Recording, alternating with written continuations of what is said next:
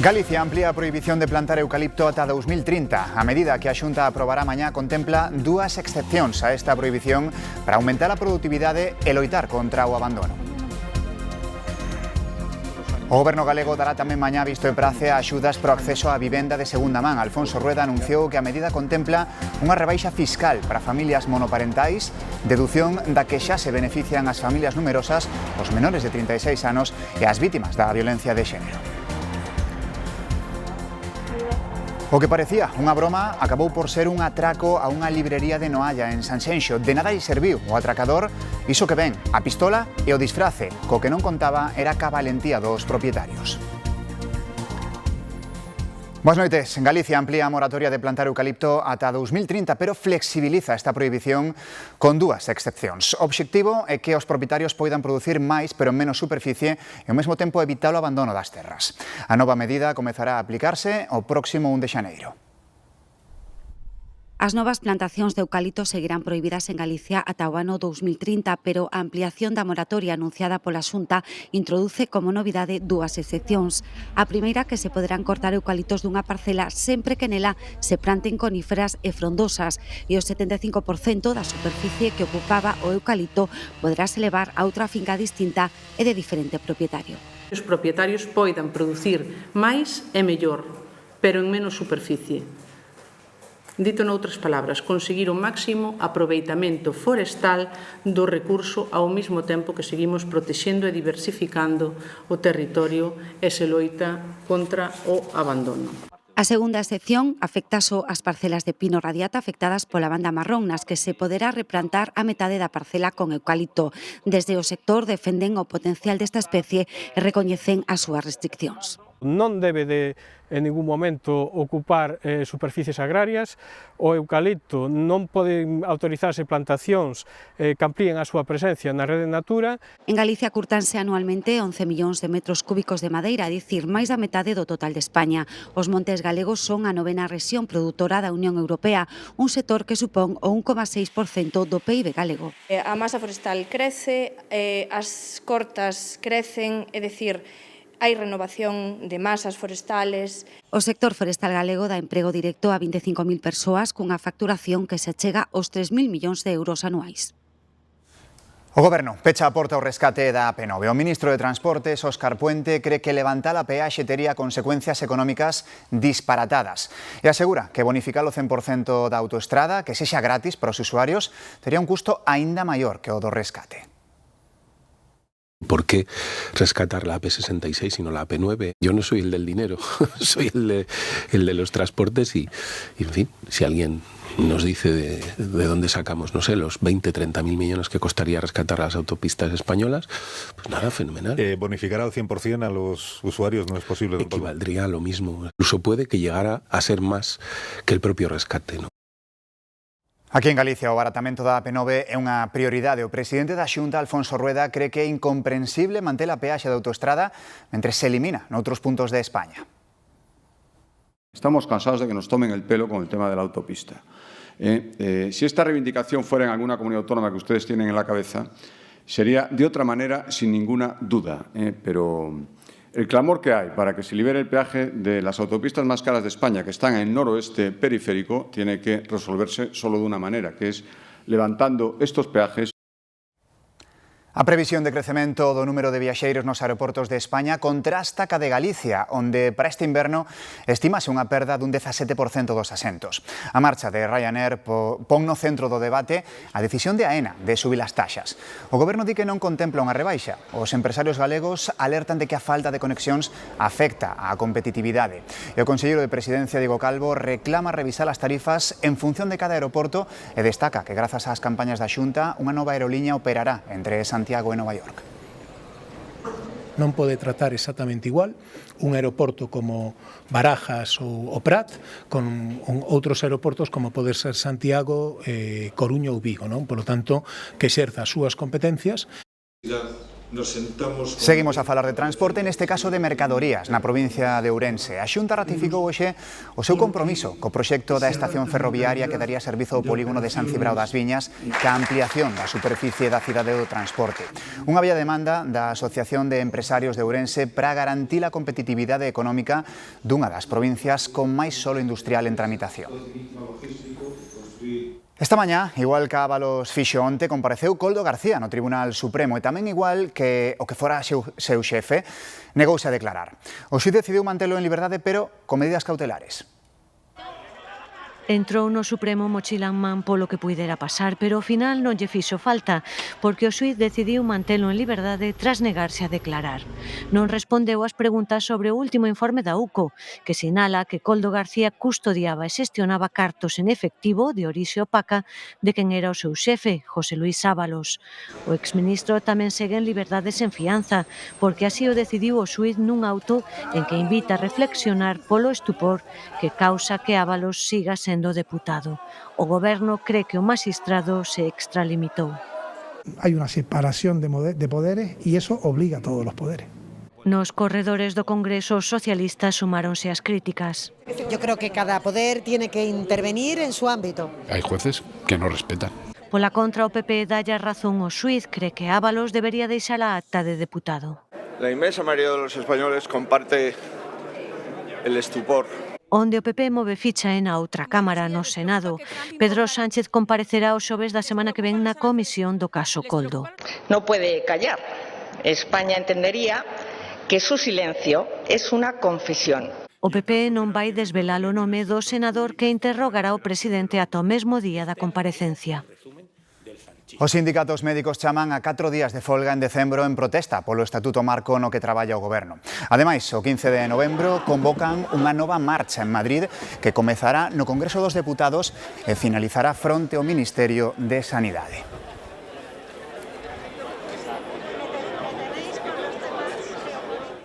Os presupostos da Xunta que se aproban mañá inclúen novidades en materia de acceso á vivenda. Haberá rebaixas fiscais na compra dun piso para familias monoparentais. O imposto de transmisións patrimoniais vai se reducir do 8% actual ao 3%. E se compran o piso nunha zona despoboada de Galicia, o imposto será de 0%, estará exento. Esta deducción xa se aplica a familias numerosas e a menores de 36 anos. Ademais, amplíanse os beneficiarios. Ata agora, a rebaixa fiscal era para os que tivesen un patrimonio de ata 200.000 euros, incluído o piso. Agora vaise poder aplicar ata os 240.000 euros e pódense sumar 30.000 euros por cada membro da unidade familiar.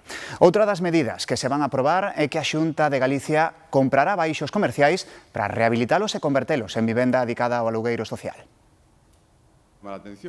Alfonso Rueda asegura que Galicia pode tomar estas medidas porque presenta a tempo os seus orzamentos. Se nos intenta convencer de que eso es malo y que es muchísimo mejor llevar ya no sé cuántos años sin presupuestos, no es verdad. A Xunta vai adquirir baixos baleiros para convertelos en vivendas de alugueiro social. Muchísimos bajos que antes eran muy cotizados, ahora, como se dice en gallego, esmorecen, sin que nadie los quiera y degradan las ciudades. Rueda tamén rebaixará o imposto de transmisións patrimoniais para facilitar o acceso á vivenda. Un tipo reducido del impuesto de transmisiones patrimoniales, del 8 al 3% y al 0% en zonas poco pobladas para menores de 36 años y familias numerosas. El 95% de las compras de vivienda se vean beneficiadas en Galicia. Ademais, a medida vai incluir as familias monoparentais. No conozco ninguna medida del Gobierno de España real aplicada a favor de las familias monoparentales. Nosotros lo vamos a hacer. O presidente Rueda pide para Galicia igualdade de trato. No queremos quitarle nada a nadie, pero desde luego no podemos dejar que nos lo quiten a nosotros, sobre todo para dárselo a otros que van a tener más. O comercio mudou nos últimos anos, hai moitos baixos baleiros que grazas aos últimos cambios na normativa poden converterse nun novo fogar. Sobre todo para persoas que queren comprar a súa primeira vivenda, que están iniciando un proxecto de vida, parexas xóvenes e tal, pois sí que eles son os clientes que máis buscan este tipo de propiedades económicas. Un mercado inmobiliario con moita demanda de vivenda e unha oferta escasa. O sector cree que medidas como estas veñen dar resposta a unha necesidade. Todas as medidas que sexan para fomentar a incorporación de vivenda nova no mercado sempre vai ser positivo. E se esa vivenda vai ser para esos colectivos máis desfavorables ou para a vivenda social, como medida nos parece moi boa. Piden máis axilidade na concesión de licenzas. Nos leva casi un ano conseguir todas as licenzas para poder comezar coa obra. A Xunta de Galicia xa cambiou as normas para que sexa máis sinxelo poder facer esos cambios de uso, pero na práctica estamos todavía con prazos de concesión de licencias un pouco longos. Unha alternativa habitacional que vai gañando espazo no mercado inmobiliario. Dimite o socialista ourensán José Ángel Vázquez Barquero. Anunciou que deixa a súa acta de edil tan só unhas horas despois do polémico pleno no que o PSOE apoiou a Jácome votando a favor da modificación de crédito de máis de 25 millóns de euros. Unha modificación que saiu adiante co voto favorable de Democracia Ourensana, pese ao voto negativo de PP e de BNG. A Comisión Europea presenta a súa nova folla de ruta para reforzar a defensa da Unión ante as ameazas de Rusia. O obxectivo é prepararse para unha guerra moderna e garantir a seguridade en todo o territorio europeo. Bruxelas, María Calvo. Sí, o plan tradúcese en 4 proxectos estrela, un muro antidróns, a vixilancia do flanco máis cercano a Rusia, un escudo aéreo e outro espacial. É certo que, segundo di Kaja Kallas, a xefa de política exterior da Unión Europea, Rusia agora mesmo non está en condicións de atacar a Unión, pero sí que podería estar lista para facelo nos próximos anos. Por iso, esta folla de ruta 2030 busca protexer as fronteiras e as infraestructuras máis críticas, pero de momento non aporta números concretos e a súa aplicación deixa en mans dos Estados membros. Aínda así, dende aquí, dende Bruxelas, insisten en que Europa debe fortalecer a súa defensa conxunta e manter a cooperación coa OTAN.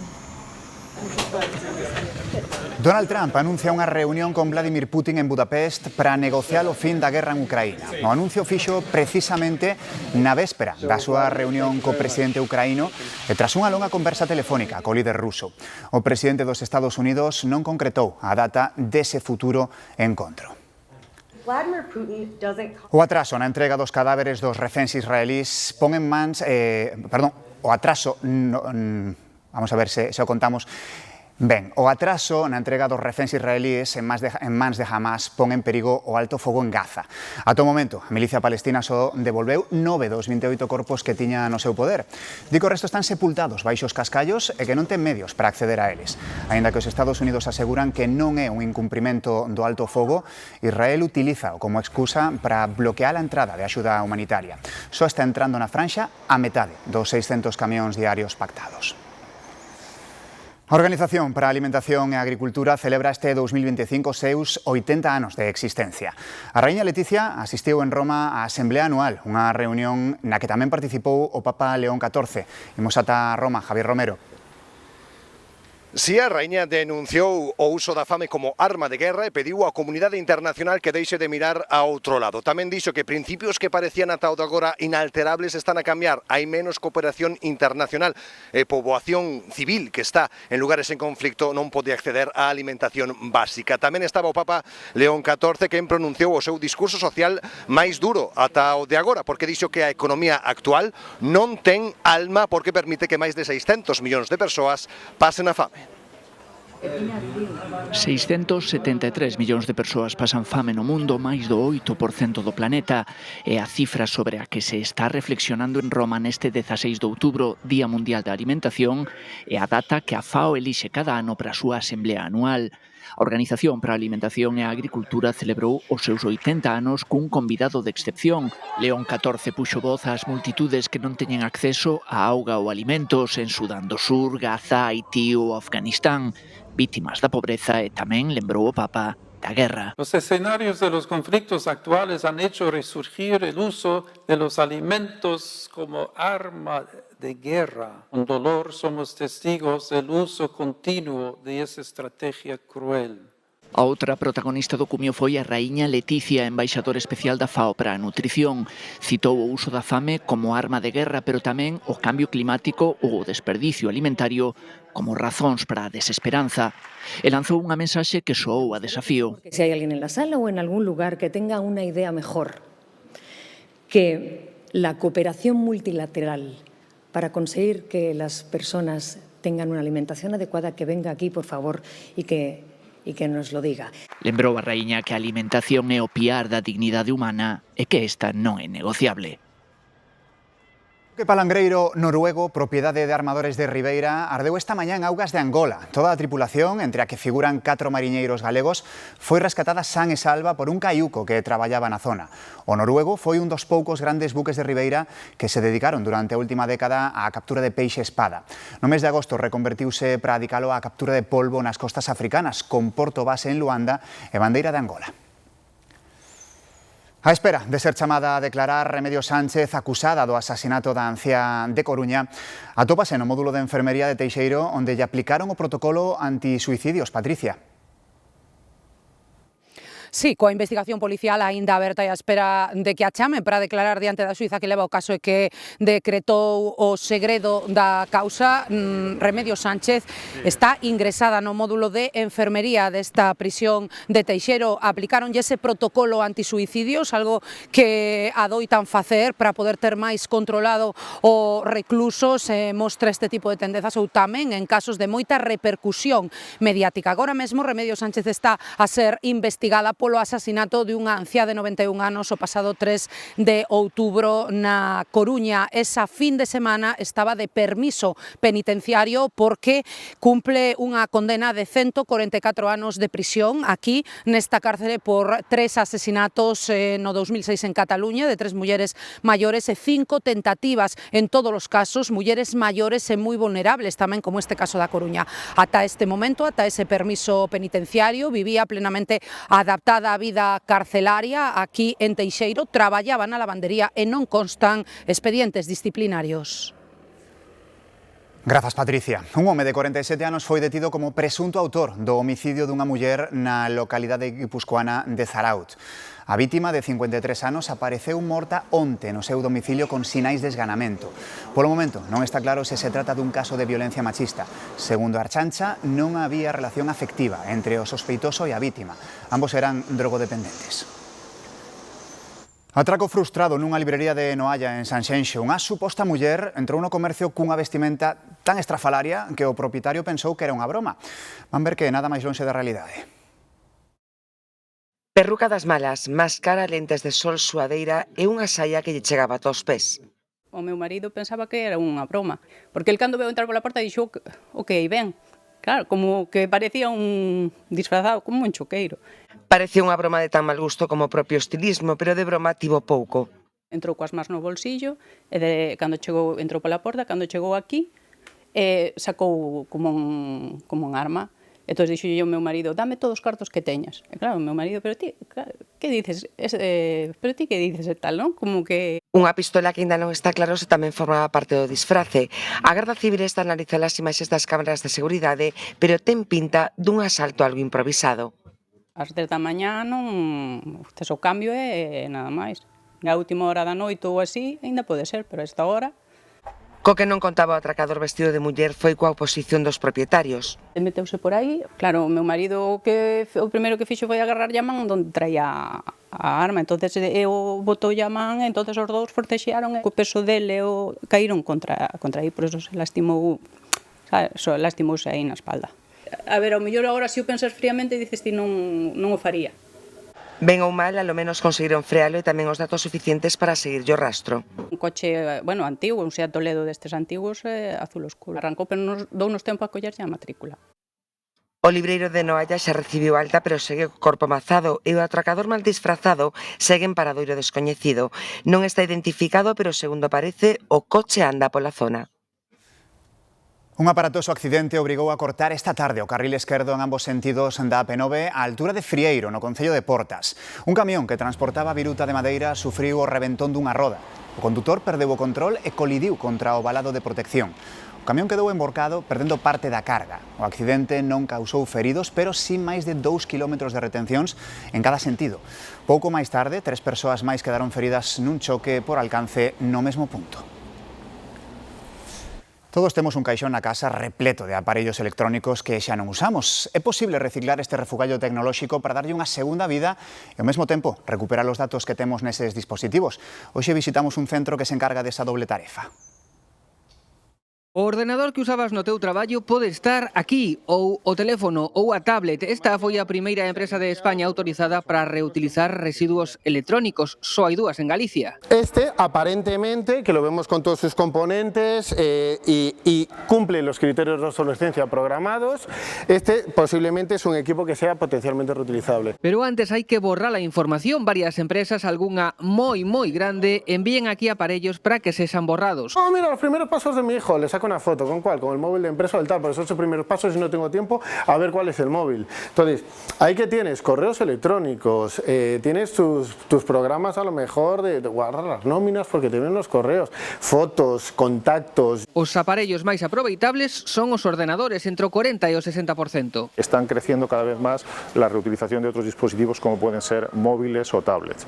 Y estamos empezando a aprender con dispositivos nuevos que nos están llegando, como pueden ser Smart TVs, dispositivos inteligentes. Teño que decir que a nivel mundial os residuos que máis crecen son os eléctricos e electrónicos e ademais fano en 2,6 millóns de toneladas anuais. Logo os equipos véndense con descontos. Tamén poden doarse a causas benéficas, como estes 100 ordenadores para empresas afectadas pola Dina de Valencia.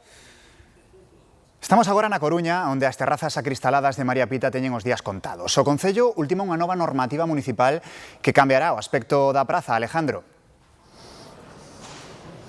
Sí, pois estas terrazas levan instaladas aquí nesta praza de María Pita case 23 anos, os últimos dous coa concesión xa caducada. Agora, como ti ben comentabas, Pablo, o Concello perfila esa nova normativa, desaparecerían estas estruturas ríxidas e serían cambiados por toldos a dúas augas que se poden despregar e que tamén se poden pechar. Todos eses toldos serían da mesma cor para así unificar estéticamente toda a praza. A espera de coñecer os últimos detalles, os hostaleiros que tamén falan do mal estado que presentan algunhas destas terrazas están convocados a unha reunión no Concello o vindeiro 21 de outubro. Mentres, na rúa, como sempre, opinións para todos os gustos. Hai xa 22 anos que estas estruturas acristaladas forman parte da estampa da Praza de María Pita. A súa colocación foi polémica no seu día, e agora que a concesión leva xa 2 anos vencida e que parece que por fin se vai buscar unha alternativa, parece que a división de opinións se mantén. Agora temos un mix de terrazas e sillas de plástico fora e terrazas acristaladas, con que sí que é un efecto paisaxístico moi feo dentro. Se puede hacer de otra manera, pero está muy bien, esta misma está elegante, te da sombra, tiene sol. No me gustan las terrazas, porque están comiendo mucha eso. Para mí é unha parte, esas terrazas de María Pita con seus cristais, entón... O caso é que las debían cuidar un pouco porque hai muchas que están medio en ruínas. Por esa deterioración e pola incerta situación legal, hai tempo que os hostaleiros demandan unha nova ordenanza e parece que agora o Concello está en visos de concretar esa reforma. Levamos tempo reclamando que hai que facer algo porque caense a trozos, ninguén fai ser responsable da súa titularidade. Pues todavía no sabemos nada. Tenemos reunión el día 21, dicen, a las 5:30 aquí, el ayuntamiento. Porque ao final solo vimos unhas fotos, e pouco máis sabemos. Sería que as terrazas non fosen permanentes, serían móviles ou semimóviles. Esperamos que van a formar algo bueno, pero claro, el problema es si van a cerrar, significa que van a cerrar mucho tiempo, ¿qué hacemos? Tenemos mucha gente trabajando aquí, claro, porque nosotros trabajamos con esto. Tengo solo 4 meses dentro, entonces si no trabajamos aquí, cerramos. Non sabemos se o teñen todo pensado ou se para eso estamos nós, para darles algunha idea. En calquera caso, semella que o debate sobre as terrazas vai seguir aberto. Invaden mucho la vida pública, en todo, las cubiertas y las descubiertas, todas invaden la vida pública, pero también es verdad que es una manera de disfrutar ideal, para estar aquí tomando un cafecito, ideal. Galicia promociona estes días a súa gastronomía en Portugal a través de petiscos. 7 chefs da comunidade elaboran as súas propostas no céntrico mercado de Bollao, na cidade de Oporto. Son as tapas que foron elixidas na última edición do certame 7 cidades, 7 sabores, organizado pola Xunta de Galicia. A iniciativa ten como obxectivo promover o turismo enogastronómico entre o mercado portugués e atraer visitantes do país veciño este outono. Eu penso que é importante tamén salir da nosa zona de confort, digamos, do restaurante, bueno, intentar explicar Galicia pois fora dela. Os portugueses siguen sendo os principais clientes turísticos internacionais. Nada menos que 100 millóns de euros deixaron os portugueses nos 8 primeiros meses do ano en Galicia. Se hai un produto galego que non necesita moita promoción, é o pan. No Día Internacional deste imprescindible na nosa mesa, fomos buscar os segredos que fan do pan galego un dos mellor valorados. Para moitos o pan é un imprescindible na mesa, e raro é que a alguén non lle guste. A mí me gusta o pan con miga. Zona de Carral, Carballo, por aí. A riqueza do pan galego está na súa diversidade, máis de 100 variedades recollidas por Edu Lavandeira neste libro onde tamén se fala dun denominador común. Que a hidratación que ten o pan, é dicir, a cantidade de auga que leva dentro que fai que sexa moi mullido, moi esponxoso, moi delicado, con moito sabor, pero sobre todo a textura, é unha textura especial e tamén a vista destaca porque ten eses buratos, eses alvéolos que se chaman técnicamente, digamos, tan chamativos, tan grandes e que o fan tan distinto respecto aos pans que hai no resto de España. Dende o pan de Cea ata o de Carral, pasando polo de Neda. Cada vila ten o seu orgullo panadeiro e cada galego a súa teoría sobre cal é o mellor. Para mí, que esté bien cocido, porque el pan, por ejemplo, de esta panadería me encanta, pero siempre le digo que me lo pasen un poquito más en el horno.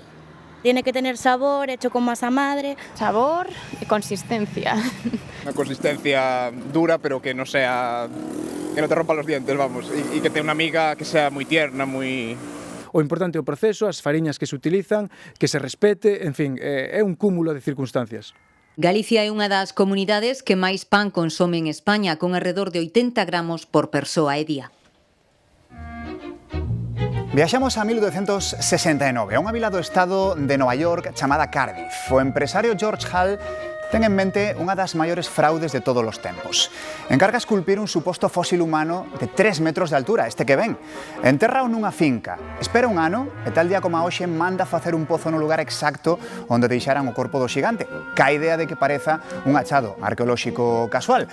E por todo o que pareza, funciona. A xente paga por ver o xigante. Chega un momento en que ninguén o considera un fósil, pero si unha estatua da antigüidade e o negocio continúa. Interesarase por esa figura P.T. Barnum, que é o coñecido como o creador do circo como coñecemos actualmente. Fai unha oferta, a oferta é rexeitada e encarga unha copia. O delirio é tal que chegan a expoñerse ao mesmo tempo na mesma cidade, en Nova York, e a xente paga pola copia e pola copia da estafa. Por suposto, o tema rematou nos tribunales, pero iso é historia para outro día. Feliz noite, ata mañá.